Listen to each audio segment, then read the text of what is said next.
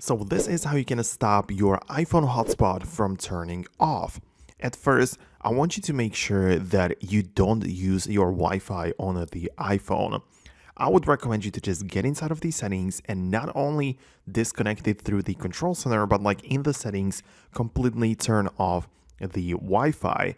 As sometimes you even get a pop-up from Apple saying that enabling Wi-Fi will disconnect personal hotspot users. And essentially, you just don't want this to interfere. So just disable Wi-Fi. Don't use it on your iPhone when you are sharing a cellular hotspot connection from this very specific device.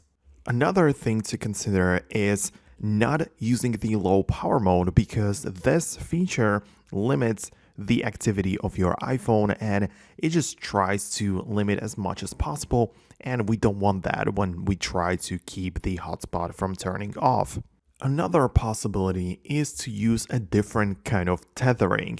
That means that when you go inside of the personal hotspot settings on your iPhone, completely at the bottom, you can see that you have like 3 options to connect to your iPhone's data. So we have the regular Wi-Fi hotspot, but we also have the USB, for example, which means that you can use a physical USB cable from your iPhone to a computer, for example, and this is going to make sure the connection works as well. And also a little bit longer, this doesn't tend to turn off just like the personal Wi-Fi hotspot does.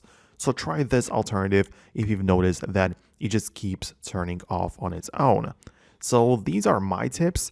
Let me know below if you managed to stop this problem from occurring, and if you like this type of tutorials where we just dive right into it, then subscribe to Foxtecc so you never miss videos like this one. Thanks a lot, and I'll see you in the future.